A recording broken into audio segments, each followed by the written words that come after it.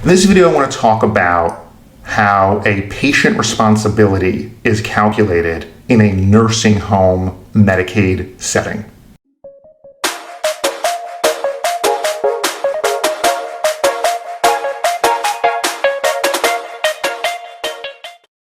Okay, so first of all, Medicaid pays for long-term care in a variety of settings. There's nursing facilities, there's assisted living facilities, and certainly there's home health care as well. We help with all of that.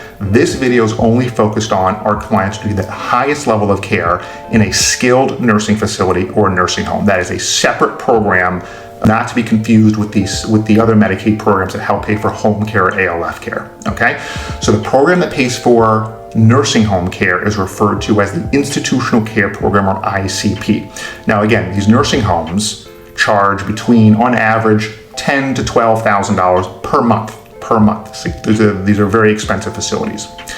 If you're eligible for Medicaid, and if you're not, you work with an office like ours because we can get you eligible or your loved one eligible for Medicaid in a legal and ethical way without having to wait 5 years. Anyway, but once we get someone eligible for Medicaid, they will still have a monthly patient responsibility that the Medicaid recipient, him or herself, or their agent under a power of attorney, will still need to transfer to the nursing home each and every month. That's called their patient responsibility, and it's calculated as the Medicaid recipient's gross income from all income sources combined. They include Social Security, they include pensions, they include IRA distributions, right? However you're receiving income on a monthly basis, that generally speaking, it all needs to go to the nursing facility, except $160, which is what's known as a personal needs allowance. So all the income per month goes to the facility, will need to be paid to the facility, except for $160 per month, which they let the nursing home resident keep for toiletries and buying a new shirt and getting their haircuts and all these sorts of things that are still needed. Now, there's one general exception to that rule, which is if the Medicaid recipient in the nursing home is legally married to someone who is not in a nursing home, whether they're in an ALF or whether they are receiving care at home or living completely independently, then if we can show that the community spouse, that's the healthier spouse not in the nursing home, is in need dependent upon some or all of the nursing home resident's income to live, right? Sometimes the primary breadwinner, or the one who's making all the money, or nearly all the money, is the one in the nursing home. But if the community spouse is dependent upon that income to pay basic living expenses, essential living expenses, there is a mechanism by which we can argue, there's a minimal amount, sometimes we can go more than the minimal amount, to argue for a diversion of income from the Medicaid recipient to the spouse.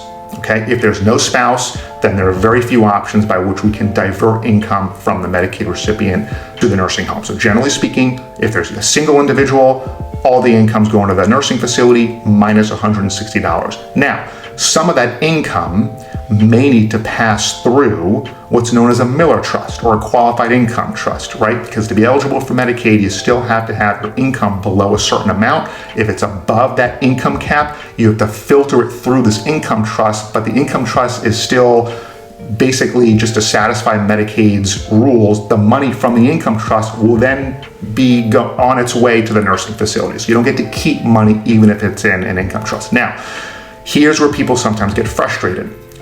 Sometimes we have clients who live in a nursing home, but they still own their own house or condo. And homes and condos, while they don't count as assets for Medicaid eligibility purposes, generally speaking, they still have upkeep expenses.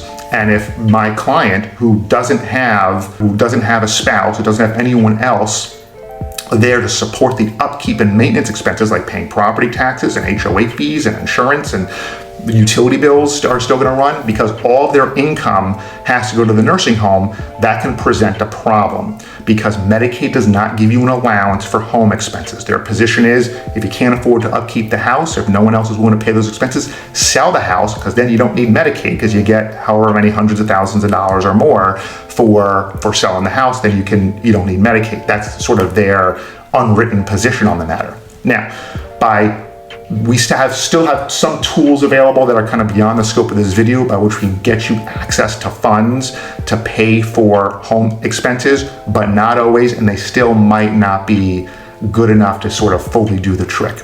So sometimes we have clients who are needing to sell the house or rent out the house to get more sources, additional sources of income to help cover those home upkeep expenses. It's kind of beyond the scope of this video.